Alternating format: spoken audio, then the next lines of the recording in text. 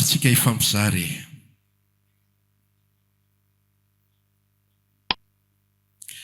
Atao amin'ny bokiny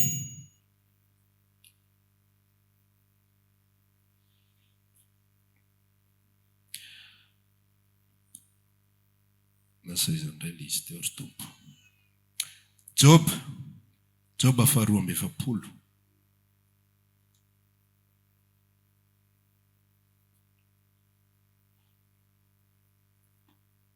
Aiza izany Job araka izy? Izany Job izany ny salamo misy boky be da be dia any mora indrindra tadiavanao azy. Fa lany eto ny androntsika raha nomboka any amin'ny apokalipsy.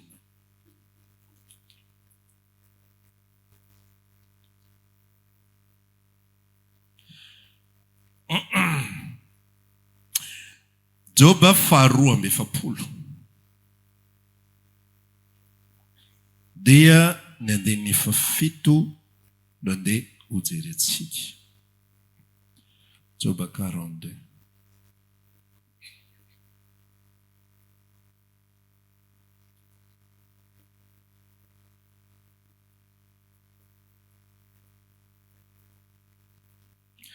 Andininy 7 no hojerentsika. Toy izao avaky ny teny amin'ny anaran'i Jesosy. Rehefa voalazan'i Jehova tamin'i Job izany teny izany dia hoy izy tamin'ny Elifaza Temanita: mirehitra aminao sy ny sakaizanao Rola ny fahatezerako, satria tsy mba marina tahaka filazan'i Job mpanompoko ny filazanareo ahy. Koa ankehitriny makavatra omby lafito sy ondry lafito ho anareo dia mankanesana amin'ny Job mpanompoko dia manatera fanatitra dorana ho anareo. Ary Job mpanompoko no hifona ho anareo fa izy no ankasitrako fa ndrao amaly anareo aho araka ny fahadalanareo, satria tsy marina tahaka filazan'i Job mpanompoko ny filazanareo ahy. Io teny io no hitondrantsika azy fa ny zavatra rehetra izay ifampizarantsika dia zavatra voasoratra tanteraka ao amin'ny fanahin'ny soratra masina, Esprit de la Bible. Iresaka kely aminao any momba an'Andriamanitra amin'ity androany ity mba tonga antsika fantatra tsara hoe izy io Andriamanitra tompontsika io dia ahoana ny tena fandehana izy io. Nisy vavaka nataon'ny pasteur Manantsoa tao amin'ny fetomboana tao hoe taribavaka moa zany fa tsy vavaka hoe mety tonga eto ianao mba te hiaino avy amin'Andriamanitra hoe inona ny anton'izao fiainako izao, inona ny anton'ny zavatra izay mianjady amiko izao, dia hanome valiny anao aho androany. Fa amboary ho fonao fa mety somary tolatorana kely ilay valiny. Ity tantara ity no azavaiko aminao ao anatin'ilay izy mba ho azonao tsara. Dia azonao ihany koa ny Esprit de l'Ancien Testament anatin'izay, dia azonao ohatranao na fomba fitondran'Andriamanitra ny olony dia ho fantatra hoe ohatran'ny ahoana kosa io fiainana izay iainantsika eo. Eto amin'ity tantara ity dia eto sika mila misokatra tsara ny masom-pahalalana sy masom-pahatakarana hoe ity Andriamanitra ity dia ny Baiboly aloha voalohany indrindra, ny Baiboly dia tsy ny fanambarana rehetra ao anatin'ny Baiboly dia marina avokoa. Gaga sady ianao hoe inona sady hoe tsy ny fanambarana rehetra ao anaty Baiboly dia marina avokoa. Satria ny antony eto izao Andriamanitra tena milaza mihitsy hoe tezitra aminao ary Elifaza Temanita sy ny sakaizanao Rola, satria tsy marina tahaka ny filazan'i Job mpanompoko ny filazanareo momba. Zany hoe ao anatin'ity Baiboly ity manomboka Job 7 angamba ny discussion manomboka tonga izy 3 lasaka izany Job dia misy fanambarana be dia be mirarakopana mihitsy ny démonstration de connaissance mikasika an'Andriamanitra izay nataon'izy 4 amin'ny rahalahy. Misy fifamaliana be zany ao miresaka Job dia mamaly Elifaza dia mamaly tsy tadidiko avy izy 3 lahy reo dia mifandimby ao izy 3 lahy dia nefa ary amin'ny fifarany ianao dia mahita ny zavatra tenenin Jehova hoe tsy marina ka izany ireo zavatra be da be izay ambaran'ireto telo lahy ireto fa misy fanambarana be dia be ao dia misy zavatra tokony malina tsara mamaky anazy hoe le marina ve ny tenenin gaty zany zo sa le tsy marina lazainy Jehova atao amin'ny Joba 2:20. Ohatra zany zao hoe miresaka izy ao ambokiny Joba 2:20 ao dia ny faraka amin'ny 20 raha jiso hoe aonare mifakazara tsy toy ianao dia hiadana zany ny aviany soa aminao zany zao fanambarana izy telo lahy zao dia any ianao zany manomboka mila miaino tsara ao amin'ny fanahy masina hoe marina ave zao zany satsia zay le zavatra ambaran'i Jehova ao anatin'le izy. Dia inona amin'izay le tantaran'izy efatra amin'ny rahalahy eto Joba dia sakazany telo lahy. Rehefa vo Joba namely azy ny zavatra rehetrarehetra izay ohatrany hoe niresaka tamin'ny Satana Jehova dia ozy Jehova niresaka ny rehareny amin'ny Joba hoe Satana mba efa nahitany Joba mpanompoka va ianao fa tsisy olona tahaka azy eny ambonin'ny tany fa lehilahy marina sady manao ny marina rehetrarehetra izy ary na dia imbetsaka ary ianao ny teny tamiko mba amely azy dia tsy niova tamin'ny lalana izy dia ozy izy Joba hoe ozy izy Satana hoe ianao nge mitahy azy zay mahatonga ny mikotra aminao fa esory nge fanana dia ozy izy Jehova hoe okary atao zay mety atao zay tianao fa zao azaka tiana ny ainy fa esory zay dia nesorona tamin'ny Joba fananany ao anatin'ny ray mpimaso matiny zanany tsy tadidiko tsony anankifito ao anatin'ny ray mpimaso ripaka ny fananany rehetrarehetra ao anatin'ny ray mpimaso ary tena navela Satana isiraka anankiray mihitsy profo mihitsy fa misy messager du diable mandehandeha foana eny amin'ny rehetrarehetra eny milaza ary mitondra information izy mahareraka ny foniny olona dia lasa le messager du diable miresaka amin'ny Joba hoe za dia za rery any sisy misy rivotra vanetsina nandripaka tonga ny kaldeana namono ny mpanomponao ny omby lasa daholo ny ondry tsisy tsony za dia za rery any sisy.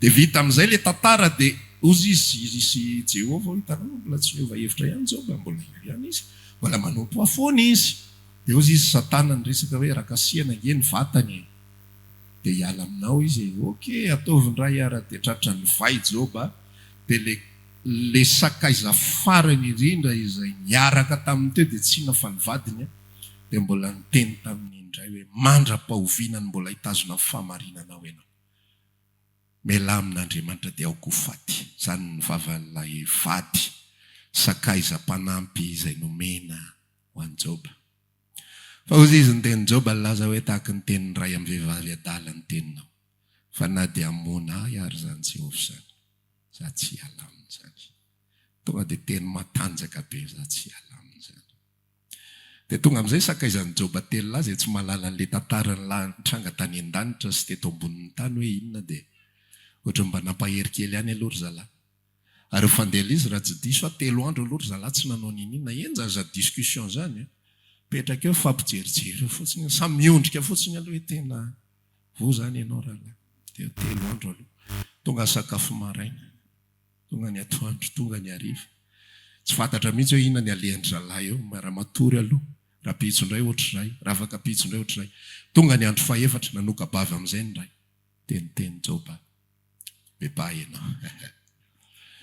ianao matoa ianao zao ny manjoanao tena ho tavolenta mihitsy ny andro ny vitanao ty tena faran'izay tena enjana tena tsy mbola nahita olona tratra ny nanjoanao zay hatr'izay nisinay zany beba ianao dia avy ihany koa ny anankiray miaraka amin'ny démonstration théologique sy doctrinal sy izay rehetra fahalalany momba an'Andriamanitra ohatr'izao io dia ohatr'izao Andriamanitra tsy manao tsy marina zany Andriamanitra matomotrango zao misy zavatra ao misy antony ao tatatata fa namaly Joba za tsy manana tsy hitako izay tsy fahamarinako zany za tsy nanao ratsy eo anatrehan'Andriamanitra zany fa zao ny zavatra mitranga amiko dia zay aloha tonga indray ny anankiray miaraka amin'ny démonstration miaraka amin'ny zavatra rehetrarehetra fatany momba an'Andriamanitra ary raha mandinika amin'ny fahalalana tsotra sy amin'ny zavatra mety hoe possible dia ninizy telo lany marina tena marina be mihitsy ny hoe ahoana tsy possible mihitsy ianao misy zavatra manjoanao ohatran'izao ka tsisy nininona ao ambadika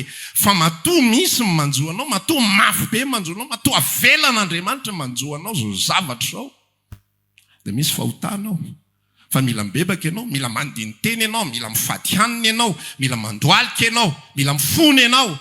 Faravaratsy indrindra ataovy le vavaka fanaony rehetrarehetra hoe mifona any amin'ny ratsy rehetra vitako.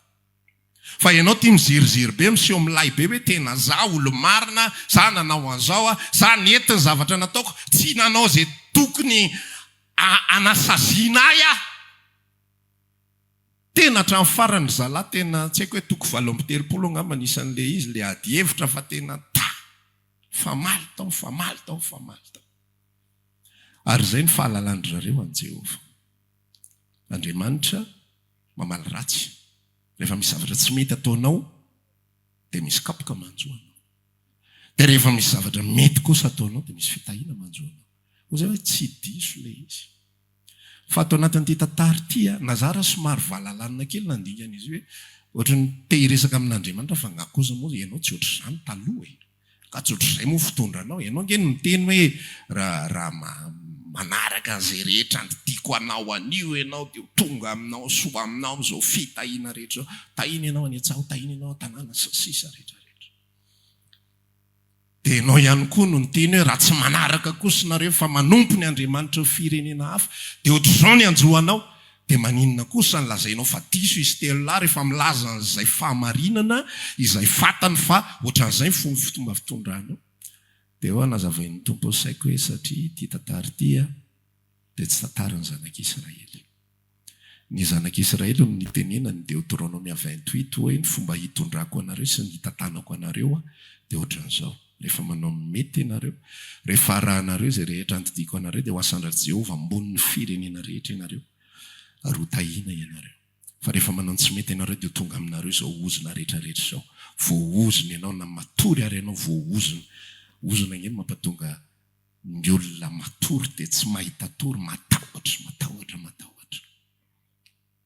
Fa ny eto amin'ny Joba kosa dia tantara hafa izay ivelany Israely. Dia hiresaka aminao amin'izay ilay Jehovah Andriamanitra amin'ity andro anio ity.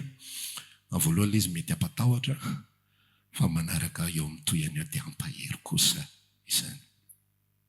Ozy ateo hoe ny fitantarany Elifaza sy ireo namany rehetrarehetra, namany Rola, mahakasika an'i Joba, mahakasika an'i Jehovah, dia fahamarinana mihitsy, fa fahamarinana izay natao teo amin'ny Israely ilay izy. Izany hoe tsy milaza an'ilay Andriamanitra amin'ny voninahiny rehetrarehetra, fa amin'ny fomba fitondrany karazan'olona anankiray fotsiny ihany. Fa iza marina moa io Andriamanitra io, izay tompontsika io. Ary iza io Andriamanitra ny Baiboly izay toriana amintsika io. Io ilay Andriamanitra izay manao ny zavatra rehetrarehetra, manatanteraka ny zavatra rehetrarehetra izay tsy voatery isy antony araka ny eritreretantsika. Zay le tena Andriamanitra an'Andriamanitra. Ny zavatra mety amintsika olombelona dia zao: za ve manompo anao? Za ve tonga foana? Za ve manao izay tokony atao rehetrarehetra? Adiny 420 ny ray andro, adiny 7 tsy maintsy matory, fa na adiny 4 ny poko anao, dia ny valany izay zavatra izay dia amintsika tokony ho fitahiana be dia be. Zay, tokony ho fahasalamana, tokony na dia izay tsy angatahanao ary dia omeko anao. Tokony zavatra maro be tahaka izany. Tokony ho tahina ny taranako, tokony ho tahina. Dia mandeha tamin'izany nianatra ohatrohatr'izay ny fomba fisainako tamin'iza classe de première, tena mbola nirehatra be mihitsy fovo nanompo ny tompo amam-bolana vitsivitsy. Dia rehefa nanomboka nahita tsirony amin'ity Jesosy ity dia lasa kamo aho mianatra. Tsy te hianatra tsony aho, ina ny atao mitovy fianarana tony. Dia nianatra tamin'izay fotoan'izay dia mandeha mianatra fotsiny aho fa kamo ako. Dia ny ao anatin'ny saiko ao dia zao: za Jesosy hivava, za tsy tian'ity mianatra ity fa zao. Ny ahy ilay vavaka ny tena tiako. Vavaka adiny 9 ao anatin'ny ray andro. Mamonjy fotoam-bavaka 5 isan-kerinandro. Tena mahavita ditongotra ny goteko ny 2/3, 4%, 60% rakitra. Fa ny ambiny tsy tadidiko tsony inona ny ilako azy fa dia izay fotsiny marchand de poche kely. Dia hoe izaho miresaka amin'ny tompo hoe izao satria ny fiainako efa laniko amin'ny fanompona anao dia izaho mameno anao ty tsara. Fa izaho tsy mahavita mianatra n'itony zavatra itony. Dia izaho tsy hanatra siansa. Fa hanao examen anao DS siansa izay dia mba ataovy 15 ny notiko. Tsy mangataka 18 tsy exagérena na izany ary fa mba 15 atonony tsara mihitsy ry tompo. Fa izaho hivavaka fa izaho tsy mahavita mianatra leçon izany. Dia mandeha ilay fianarana tonga tokoa ny examen siansa. Dia nataoko ilay izy. Dia vao tsara tany dia aka satria ny teny efa azo 15 izay voasoratra ao dia voasoratra ny tompo mamadika an'io miracle hainy tsara izany spécialité ny hainy tsara izany dia lasa nataoko ilay examen. Alevako any mpampianatra dia no tsara ilay mpampianatra ilay izy dia verina teto amiko. Dia rehefa verina dia jerena ny noty dia atao ilay 5 fa ilay 1 adinondry zareo 0 ny nataony teo amin'ilay 1 dia teo gaga hoe fangaty le ainginy eo aloha fa tsy le 0 zany efa ahoana ary zany zavatra zany ohatrany tsy azonao le izy. Za fa mivavaka efa ela be ny andro toko-piainako laniko amin'ny vavaka tokony vala izay zavatra izay tokony mba milamina tsara zany fianarana zany. Fa tena noty tsy izy mihitsy ny fanarahana tao anatin'le izy. Dia ohatrany nalefalefako tamin'ny fotsiny le izy fa teoriana ako ampianarin'ny tompo amin'izay hoe le fiarahana amin'Andriamanitra tsy zavatra mandeha lojika ny olombelona ohatran'izany. Andriamanitra tsy mandeha amin'ny lojika antsika. Andriamanitra dia Andriamanitra ary izay natao hoe souverain. Ina tsara? Natao hoe Dieu souverain dia manao izay tiany atao tsy voatery hanome fanazavana aminao izy na inona na inona. Izay no teneniny tamin'ny Joba satria Joba tena nisiony lay azy loatra. Ilay izy zany nanaiky any oke ozy zao Jehova azonao le hoe za manao izay tiako atao. Fa na izany naty zany ohatra misio milay loatra ianao ka alao avaliko any le resaka anao fa tsy mety le izy. Dia nanomboka resaka tamin'ny Joba amin'izay izy amin'io Joba 42 io hoe fa ianao miseho azo tena marina be io moa taiza ianao tamin'izany namorona n'ity zao tolo zao ity. Ianao miseho azo mahay be io taiza ianao tamin'izany miteny ahoana mba fanazavanao an'izany hoe za miteny amin'io ranomasina io hoe atreto ihany ny azonao andehanana. Io ranomasina io raha lasaina bavy raha tsy Andriamanitra no miazona an'io amin'ny alalan'ireo glasy polaire sy raha tsonika ny fotsiny dia sarona ny tany tsisy tsony. Tsisy zava-mananaina na ny ray ary fa dia sarony ity zao tolo zao ity fa izy no miazona an'ireo zavatra rehetrarehetra ireo dia manonja ny ranomasina dia mpitoerana ihany ohatra ny tifitra zany izy fa verina ihany izy ohatra ny tifitra zany dia ohatra misitona izy dia sy ny sisa rehetra ny fandaminana ny volana zany ny impacta ny volana amin'ny tany sy ny amin'ny ranomasina ny zavatra tsy takatra ny saina. Osy Joba ny haiko hoe fantatro fa lehibe loatra ianao tsy azo ferana fisainanao olombelona ihany. Fa le famarinana tao anatin'ilay fomba fitondrana Andriamanitra dia Andriamanitra manao izay tiany atao amin'ny fotoana izay itiavany azy. Ny problemantsika olombelona mantsy dia izao. Tsika zany ny fisainantsika io somary voafetra be izay ihany. Voafetra be. Dia rehefa manao zavatra tsika dia mieritreritra foana tsika fa misy zavatra ambadika an'iny tokony misetriny. Izay tokony ataon'Andriamanitra. Izany hoe amintsika zany raha mivavaka be dia araka ilay niteneniko ty hoe tokony mahay any ampianarana satria za zanak'Andriamanitra dia tokony mahay. Raha mivavaka be dia tokony mandeha tsara ny tsenako. Sa tsy izay ny fisainantsika? Tokony mandeha tsara ny tsenako. Rehefa mivarotra dia mba tanteraka ihany koa ilay hoe hitanareo nisy fitoviany manompo azy ny tsy manompo ahy Jehova. Hoavahako ny marina sy ny meloka. Dia lasitsika miaraka amin'izay fomba fisainana sy fomba fitatara izay atovarotra amin'Andriamanitra izay hoe tena aseho tompo fa tena miavaka izany mpanomponao izany aseho fa tena hoe rehefa miaraka aminao dia hafa ny fiainana. Hafa ny fiainana. Fa tsy any amin'ilay eritreretantsika azy foana. Fa ny zanak'Andriamanitra ihany koa zany zavatra ny tiatsika zany ohatrany fomba filaza hoe coup d'éclat zany ohatrany tena miavaka be mihitsy. Hoe mahay daholo ny zavatry ny olona rehetra. Miakatra ny tension jirama, mipopoaka daholo eran'ny tanàna fa ny antsika tena haleloia. Voninahitry Andriamanitra ry havana.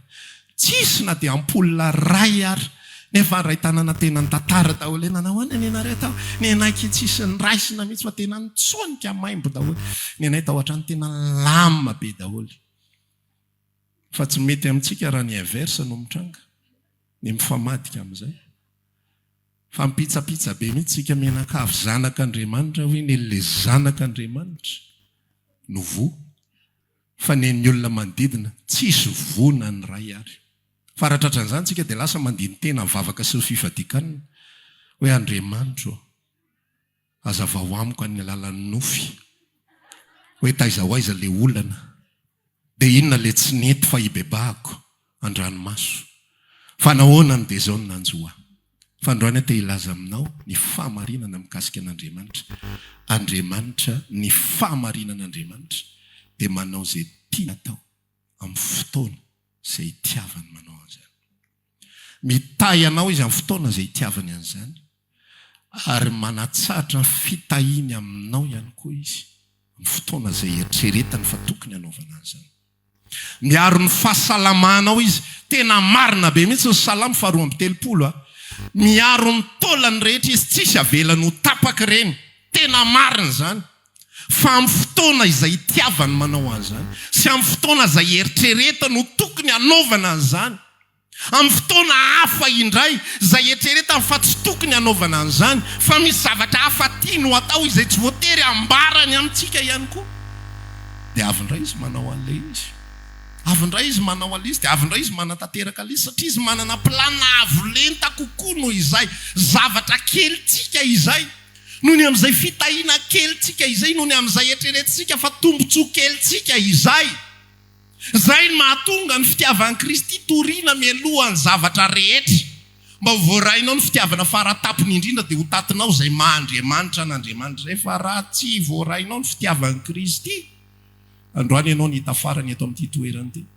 Ilay Andriamanitra toriany ilay olona ohatry ny hafahafa be ohatry ny mahampididoza ohatry ny atahorana hoe mety mivoaka eo zany dia foan'ny tôbila tamiko raha zany zavatra tantaraina toa dia tsisy antony tsisy nininona tsisy resaka tsisy fanazavana tonga dia any dia hoe inona any tsy haiko fa dia zao aloha tsy fantatro mihitsy hoe inona nanjoa fa arak'ilay toriteny teo dia zay hono ny sitrapon'Andriamanitra.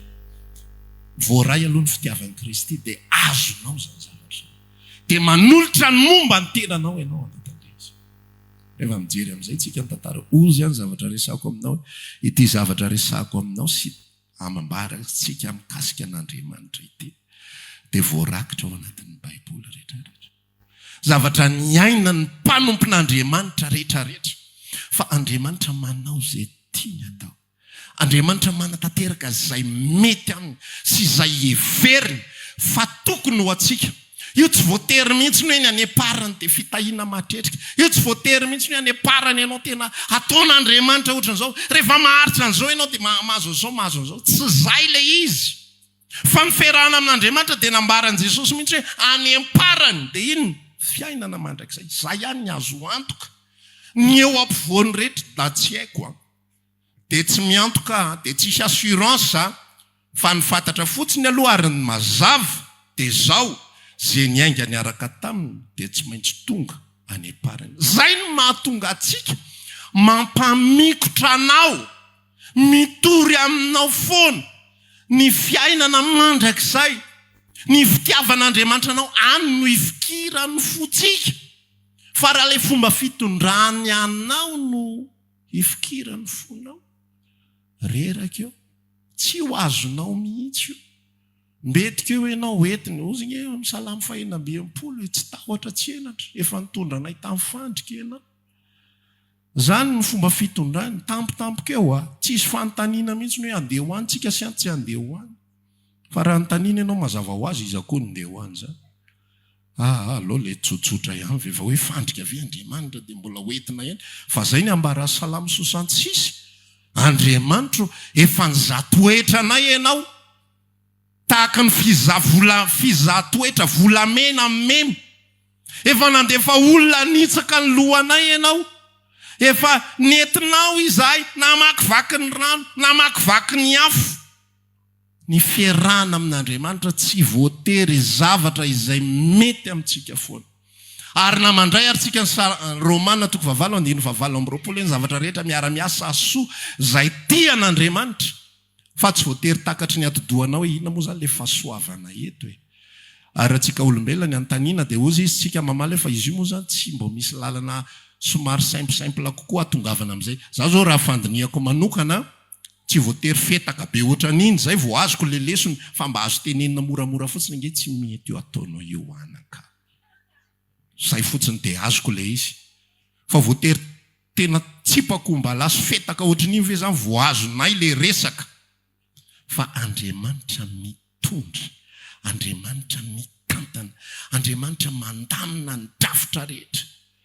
Mahafinaritra be atsika no hoe no safidiana isika dia tsy fantatritsika ny antony. Sa tsy faly be ianao mandre an'izany? No fidianao ahy Jesosy, tsy haiko akory rehefa maninona. Rehefa mijery ny tenanao ianao tsy miendrika. Fa rehefa mahazo eo azo ihany koa tsika, tsy mahazo an'ilay fanazavana, tsy mikomprandra tsika. Ianao zany tsy mikomprandra an'ilay fahasoavana azonao, fa alleluia be, amenna be, zany mihitsy ry tompo. Fa rehefa mahazo an'ilay fomba fitondrana tsy apozinao ihany kosa ianao, dia any ianao menomenona hoe fe tena fahahoana kosa e. Mba hazavao ahy e, mba miovaliny amin'ny alalan'ilay toriteny e. Ahodina daholo ty radio evanjelika rehetra ty. Alefa ny ray, enona 10 minitra, ohatrany tsisy valina mihitsy izany. Faharoa, tsisy mihitsy, fahatelo, tsisy, fahaefatra, tsisy. Asesy daholo toriteny numéro 1 jusqu'à 75, tsisy. Tsy voatery Andriamanitra iresaka amintsika, fa izy manao zay tiany atao. Ary raha vao tsy milamina amin'izany ny fotsika, zay nge raha lasanabavy atao hoe apetrakay ho avindrindra ianao. Zany nge dikany hoe Jesosy andrianinay ianao, ambaranay fa mpanjaka manomboko izao mangataka aminao minaran'i Jesosy, aza miran'izany tsony raha tsy vonona ny amin'izany. Fa izy lazainao fa mpanjaka nefa rehefa manao zay tiany izy, ametranao fanontaniana sy ataonao ankety be mihitsy hoe tena hazavao amiko alohany a. Ohatrany tsy mifanarahany ty resaka ty a. Fa maninona no ataonao ohatran'izao fiainako, fa maninona ny ataonao zao zavatra zao. Jerenao tsara le tantaran'i Joba, izy tsy nametraka fanontaniana mihitsy Andriamanitra ho fa maninona. Fa navelany mihitsy. Ny sakaizany nampatonga azy namaly an'le zavatra.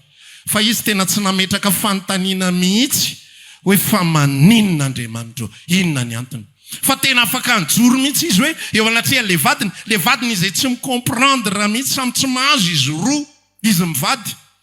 Ary eto raha lasy anabavy izay mbola tsy manambady no anafatra farana atsika tsara mihitsy hoe raha ianao no za aloha tsy mirary ianao anjozy anjoany Joba, fa raha ianao ny tratran'ny ray apafolo izay nanjoany Joba ka ratsy ny olona izay alainao ho vady, fa tena milazanao hiady rery ianao a.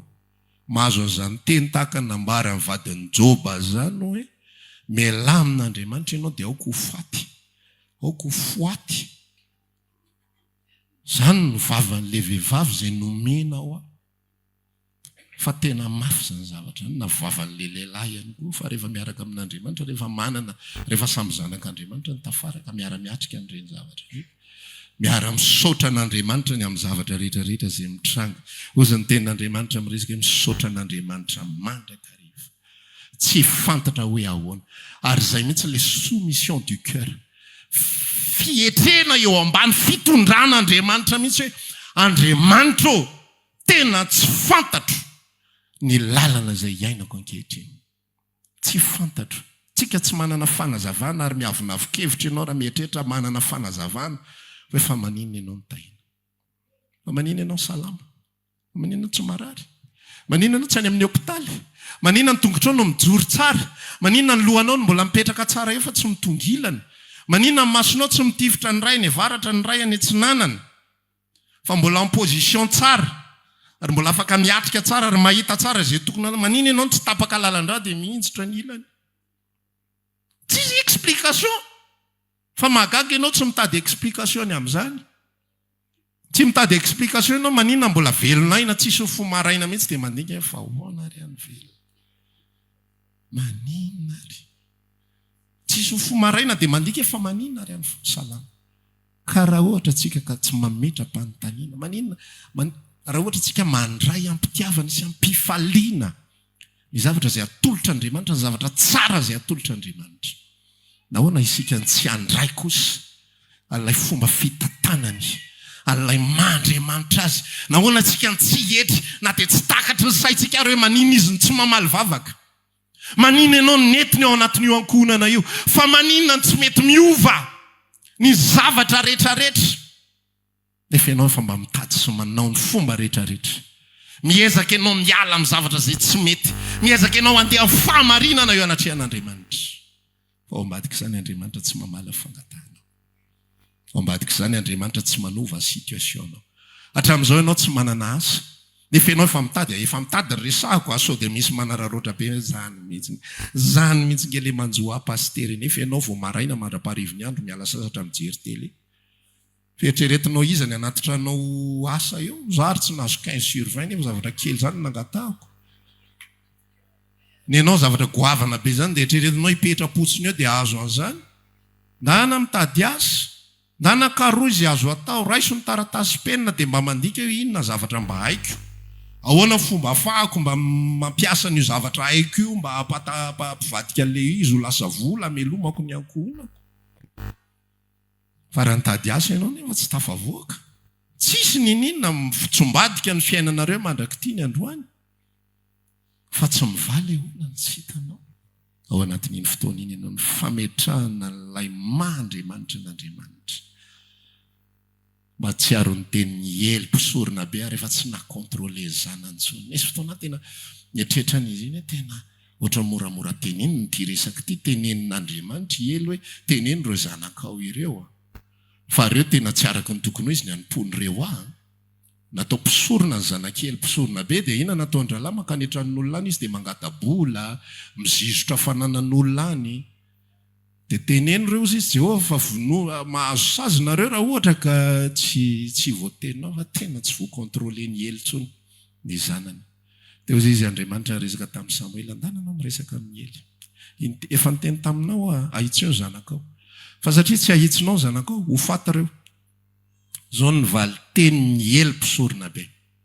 Izy no Jehovah. Aoka izy anao izay sitraky ny fony. Any atao hoe fietrena. Vonoany Jehovah ny zanakao. Jehovah mihitsy no miteny ho faty reo. Fa ianao mietra eo anatrehan'izy izy ny Jehovah. Aoka izy anao izay sitraky ny fony. Tsisy alahelo, tsisy hoe enany Jehovah zay mo afaka anao iny. Zay nge olombelona kely toy mofy anao inona aminareo ka. Tsisy ininona dia fa ataovy ao ataovy ao, fantatrao izay mety. Fa tena nietra mihitsy ny fony ely mpisorona be, tsy ny démission izy hoe rehefa samyzay ihany dia za koa hiala. Ny androm-piainako rehetra laniko tamin'ny fanomponan'i Jehovah dia ahoana. Nandinika kelany izy iny mihitsy hoe za koa mpanompon'Andriamanitra. Mora no miteny hoe ely hafa ianao kosa nge efa nitenenina hoe ahitsio zanakao hoe fa rola be lobe ahoana ny antinao an'izany. Tena mafy ny fiainangiara iny. Tena tonga saina mihitsy fa tena le fietreny ely mihitsy hoe tena izy ny Jehovah nao. Avelao izy ianao izay sitraky ny fony. Rehefa zay soumission zay tonga amin'ny famaraparana ny hafatritsika. Rehefa miaraka amin'Andriamanitra ianao dia mietry, zay natao hoe manitry tena menina. Mietry ianao eo ambany tana maherin'Andriamanitra. Mietry ianao dia manaiky enao n'Andriamanitra. Natao hoe fanetretena na efa taony azany ary ianao dia mbola tolotra foana hoe tiany fiainako tompo. Efa fantatro fa anao izay tianao atao ianao dia mbola tolotra anao ihany fiainako. Ho tatananao. Na hoentinao any amin'izay tsy takatra ny saiko, na n'izay mahafinaritra ana, na izay mety ana, na amin'izay tsy mety amiko, omeko anao ny fiainako, omeko anao. Raha indray tena tsy rarina, raha ny fomba fijery amin'ny maha-olo, tsy rarina iny nataon'i Jehovah tamin'isa i Joba io hoe ny fahavalonao eritrereto hoe ray aman-drenao zany. Dia misy olona tsy tianao ambadika ao. Dia omeny autorisation, omeny ray aman-drenao autorisation le olona tsy tianao, tsy tianao. Fingalo.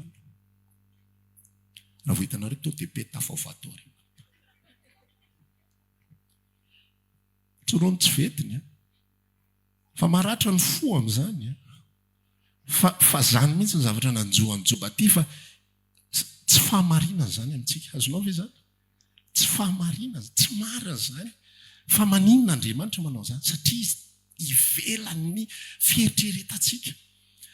raha vao mieritreritra ianao fa mitovy aminao ny fahamarinan'Andriamanitra dia tsy tokony novonjena ianao. Azonao ve ilay izy? Sa anao mieritreritra hoe fahamarinana ny namonjena anao? Rary ny vera ny vonjena ianao? Za mahita ny tenako hoe tsy rary ny namonjena. Misy tsara lavitra noho izah eto ambonin'ny tany. Misy mendrika lavitra noho izah eto ambonin'ny tany.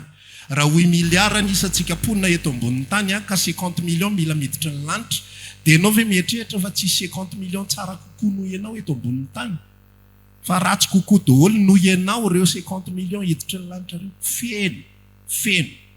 Raha manao recrutement Andriamanitra ka mametraka parametra hoe reto no ilaiko, dia tongava aty tena tsy fantatro ianao fa za netry tena be ary tena fantatro fa fahamarinana ny fanetreko tena tsy tafiditra ao anatin'ireo fa tsy fahamarinana ny fitianana.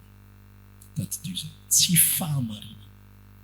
Ozy izy ny tenin'Andriamanitra ary koa ny resaka hoe le fomba fisainan'Andriamanitra mihitsy zany resaka amin'ireo. Ohatran'izao ny anazy hoe ny fahendren'Andriamanitra ozy izy tsy navonjy olona. Ny fahendren'Andriamanitra nanao ireo zavaboary rehetra ireo izy. Romanina 3 angamba nilaza an'izay izy.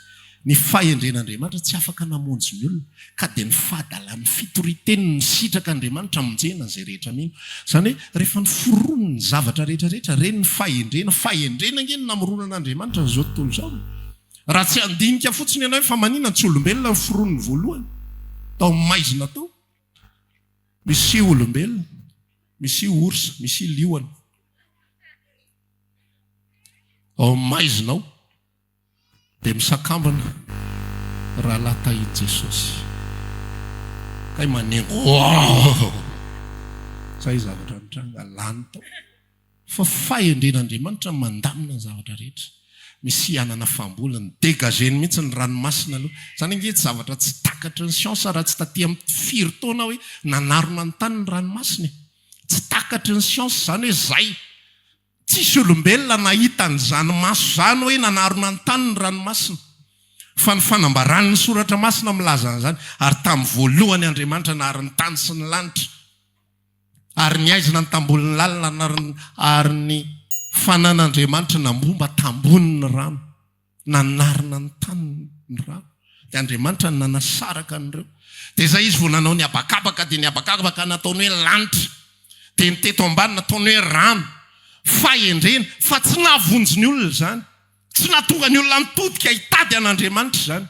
Zay mahatonga ny olombelona rehetra ndray androany rehefa tonga fitsaran'Andriamanitra tsisy afaka ny teny. So mieritreritra mantsy ianao tsy voatory ny filazantsara. Ianona tsy nare dia ahoana zany reny zany hiadivatra hoe zay tsy manare an'izany.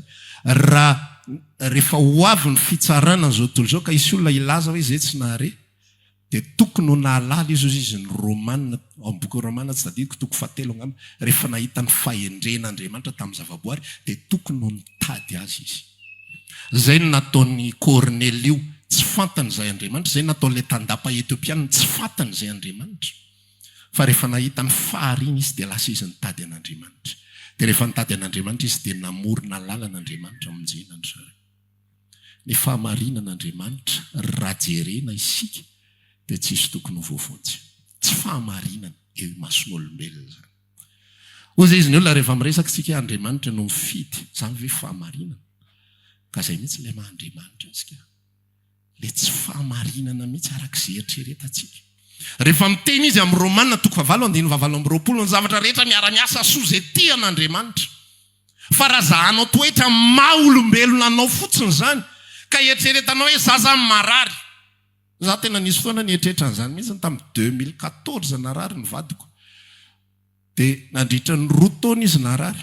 Dia lasa amin'izay ilay imagination zany hoe raha fahalalako ny Baiboly zany dia ndeha mbanao imagination inona zany ny antony aretina tsy mety sitranyity. Ary ny tena problematika tamin'izany raha lasenabavy dia izao. Tamin'izany fotoana zany zay mivavaka ao amin'ny marary foana. Misy 40 milahatra eo. Dia zay entina mivavaka sitrana dia mijoro fa volombelona. Ny tena ao an-trano tsy hita ihany hoe ahoana ary dia. Ohatrany hoe ilay tanana ve zany mividividy olona ve zany hoe so dia tokony atao tanan'olon-kafa ary mipetraka eo ambony lohan'ity vady ity zany fa ohatrany hoe tsy mandaitra zany rehefa olon-kafa zany ity mety fa rehefa ny teny ity tsy mety ve. Fa tena 2 taona izy niatrika zavatra Zay amin'nitsy hoe manan-karera be manam-bola be nefa sako fa mbola mandoa volany amin'ny dokotera ny farany tantara moa zany nalevandrareo ny psychiatre de aizy ty psychiatre ty de ary nanareny ka ilay izy ary amin'ny hôpitaly nadala ary zay kosa aloha tena nahendry azy mihitsy zay netiko tana mihitsy hoe tena ozony dokotera hoe ano ny mandao aroano azanyko netiko tsy verina tsony indroa tonga de hoe aloha vavaka amin'izay aloha miandro ny tompo amin'izay a zany amin'ity tantara ty fa zay ny dokotera farany indrindra nalehanay tam'izany fotoana zany fa le izy zany ao anatin'ny imagination anatin'ny eritrehetra ao zany mandinika le izy amin'izay amin'le romanina resaka aminao le romanina 8:28 fa marantsy hoe zavatra rehetra miara-miasa so zay tean'Andriamanitra de manomboka misy imagination zany ihany hoe matoa zany misy zavatra manjoatra zao mety mila miona mety mila toriana filazantsara ve zany le dokotera sa le infirmiera sa izy am'ireo olon'ireo zany fa Andriamanitra tsy mitondra zany raha tsy misy intérêt ho an'ny filazantsara fa mandraky ity ny androany 10 taona tsy hita ihany hoe inona ary zany anton'le fahoriana nandritry ny 2 taona fampitedavana be de mivoaka zavatra Andriamanitra manao zay tiany amin'ny fotoanany fa raha vao tsy raisinao arak'izay Andriamanitra zay maizy azy manao zay tiany atao zay matahotra io fonao io inona ny anjoa raha zany tsy hay mihitsy ty Andriamanitra ty fa mety taitaitra eo ny sainy de tena arak'le resaka pastery manao daka tsy hita maso izy zany raha vao taitaitra eo ny sainy fa raha vao misy fietrena ny anatin'ny fotsika raha vao misy fietrena tahaka ile resaka Joba teo hoe tahaka ny tenin'ny ray amin'ny vehivavy dedala ny teninao fa namono ahy ary Jehova jerenao le fahavononana mihitsy hoe Andriamanitra ô na niaiko areo pelatana na esorinao sans raison areo itya vonina misy fotoana nisy pastera maty anankiray zay tena tiako zay pastera zay de milaza eny miaraka izy rery ny tena ieno fanako hoe mitovy fanaza izy ty pastera ty fa maty ny arainy amin'ny fotoana anankiray tsy apoizina mihitsy hoe tena fahoana ary no maty io rahalahy io e fahoana fa maninona misy pastera be da be manondrandreo manindro hoe tsisy lasa mihitsy fa ty anankiray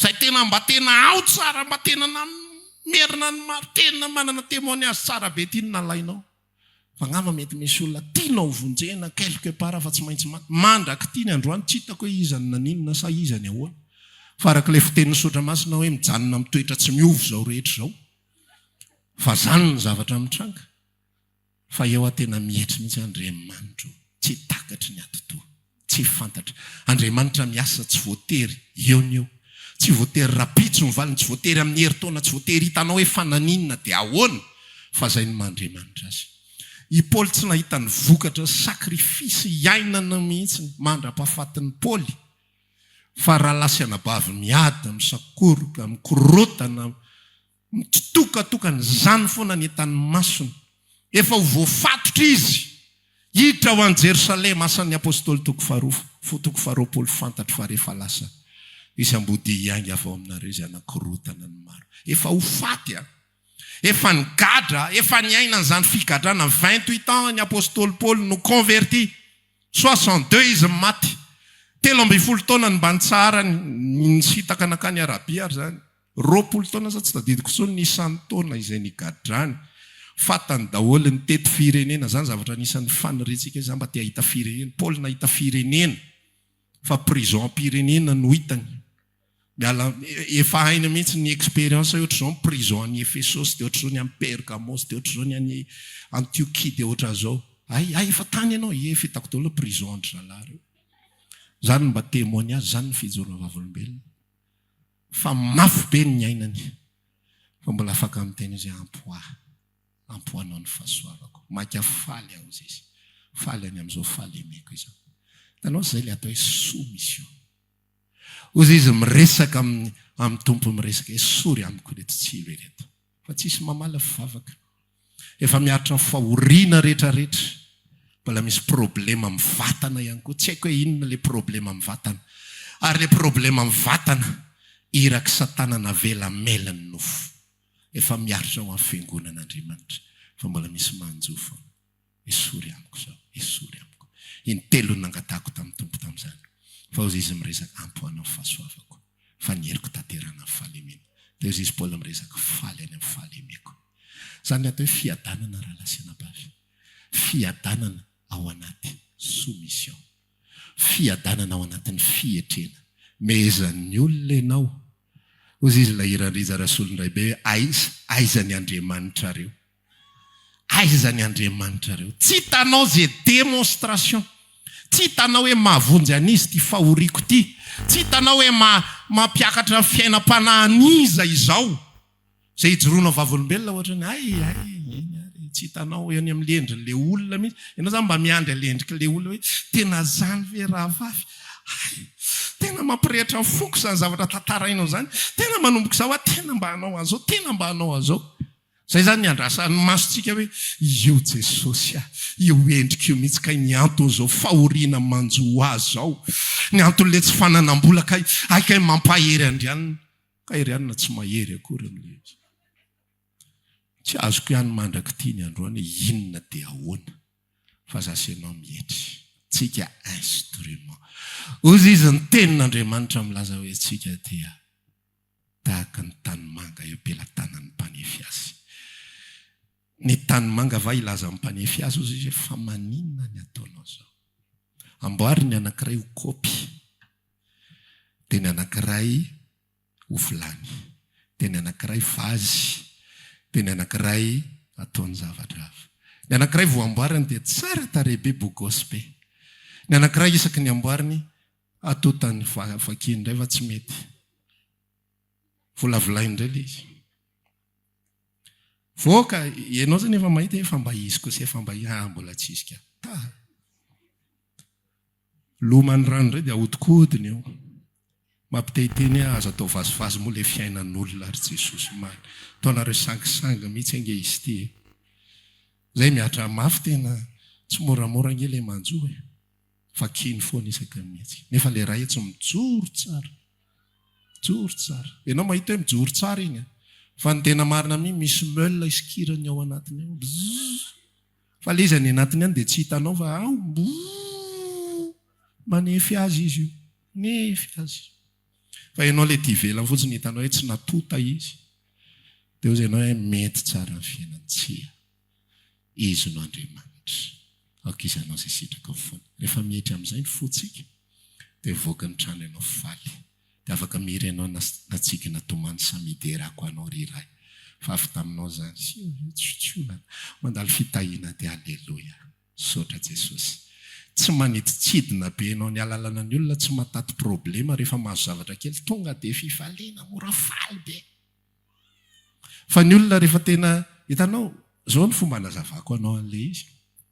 Ny olona mpanankarena rehefa mahazo vola anankiray izy zany, mahazo vola montant anankiray dia tsy dia taitra loatra izy mahitany. Dia rehefa mahazo problema ihany koa izy dia atrehany kalma be izy miatrika an'ilay problema. Fa le olona le tsy dia atongavany reny, vao mahazo tonga dia raha mpisotro izy tonga dia alatra ny eo daholo le tsy ampy rehetra, ry Jony, ry tsy haiko avy. Milahatra eo daholo ny anaran'izy rehetra. Raha tsy mpisotro izy tonga dia efa atsona ny fianakaviana. Aizavy moa le misy le 1 mètre reny. Ho asesitsika daholo le 1 mètre rehetra alahatra eo. Amporosihana alefasy tsy manino tsy hoalany volantsika io. Fa ny olona rehefa zatra mahazo ale izy dia tsy olana aminy. Dia ohatran'izay ihany koa ny alalanao fa manomboka ianao zatra ny fitondran'Andriamanitra. Mahazo zavatra ianao fa ianao tsy tena misy impact be intsony. Sotra Jesosy. Alleluia. Misaotra fa mba milamindamina indray tsika tato atolo. Mahafinaritra. Dia rehefa tonga ihany koa le problema na mavesatra ary, ianao kalma ny any anatinao. Tsy manino. Tsy mampikorupaka atsika izany. Ohatr'izany Petera rehefa nahazo expérience miaraka amin'i Jesosy. Tavoaloha tonga dia mafana fo be tsisy niteny amin'ny akoreko tio io olona io tapahanga arainy tsy lera ny sofiny zanak'olona. Fa rehefa tonga ny fotoana amin'izay, babon'i Jesosy ny fony. Samborina izy dia ampidirina prison. Tsy mety farotra akory. Tsy miresaka akory. Fa maninona na ahoana na inona tsy olana tsony izany. Zay dia mitoetra le fiadanana ao anaty fotsika. Amen. Tianao ve nitoetra amin'ny fiadanana? Tianao nitoetra amin'ny fitsarana? Apetrao amin'ny maha izy azy Andriamanitra. Souverain. Dieu souverain. ataovy izay tianao atao. Ataovy izay tianao atao. Miditra ao anatin'ny lalina ianao. Androany aho za te resaka aminao androany. Rehefa mivavaka ianao ka tsisy vala le izy mandraky tiany androany. Ianao mety tsy afa-po amin'le telo ohatry ny am-polo ianao efa mety efa fahatelo amby telopolo ianao zao amin'izao fotoana zao. Ho zay miresaka aminao, ajanony amin'izay mifangatana. Fa miresa aminy, ataovy izay tianao, mpanomponao, zanakao, za tsy hialy eto. Za tsy hialy eto. Hatramin'ny farany, na esorinao ary ny haiko, tena ohatra ny Jehova, tena mahavariana mihitsy ny zavatra petraky ny tompo, limité ny fahalalan'ireo mpanompon'Andriamanitra ireo. Fa tena say izy hatramin'ny ainy, na esorinao ary ny haiko, tsy manino izay. Raha maty ange Jehova tao anatin'ny fotoana io, maty amin'ny fahafambaraka sa ahoana fijerinao anazy? Maty amin'ny fahafambaraka, hoe ny alaina dia tena olona feno vai no andeha alevina. Amin'izay tsisy vola ntsony andevenana anazy, efa maty tsy ripaka daolitaoly, maty amin'ny fahafambaraka. Fa tena tsy taitra mihitsy Jehova miteny izany, amono ahy ary Jehova. Maika vazazy ianao nandray ny fitiavan'i Kristy, iny any famatorantsika dia ndao iraza amin'ny Tompo hoe Tompo, tsy mampaninona izay ataonao, tsy olana. Zao ny toerana mbola misy le vavaka ho le vadiko tsy miova mihitsy. Tsy maninona zany ry Tompo miaraka mitsikitsika ianao miresaka. Tsy maninona zany, tsy maninona. Mody any an-trano ianao zany avy mivavaka, izy avy namangy an'le bara tatsy. Amin'izay ny tena problema izy mamangy bara io, mbola trosainy koa le zavatr'olona ao. Mandalo eo ianao teneny ramsi ianao le tamin'ny lakamisy mbola tsy voalohany. Afa-baraka ianao avy mivavaka tsara tena deran'ny Tompo. Afa-baraka ny ray tanàna hoe sady efa misotro ho vadin'ny tony. Mbola mitrosa le sotrona koa fa tsy mahavoavidy. Dia le nabolina anankirokono hoe fafambaraka tsisy ohatr'izany.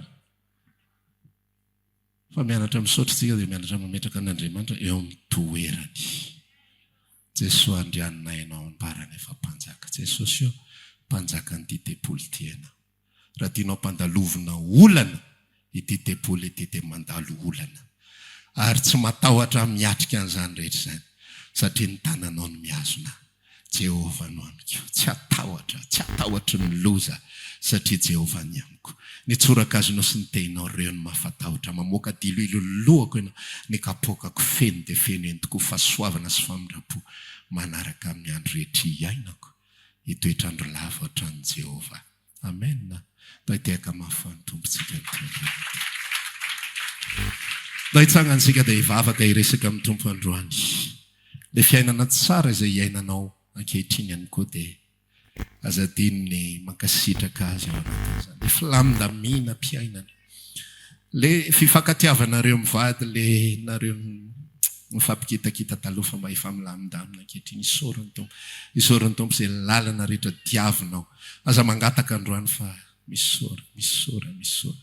Aoka feno fo tena mametraka an'Andriamanitra eo amin'ny toerany.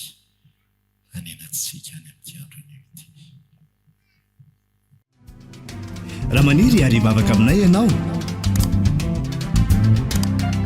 dia tongava ary isaky ny alahady amin'ny 7 ora sasany, ny talata amin'ny 12 ora sasany, ny alarobia amin'ny 12 ora, eny Antsahamanitra 100 metatra ambany fijerena fety, trano Gribege amin'ny ankavian-dalana. Tongava soa tompoko.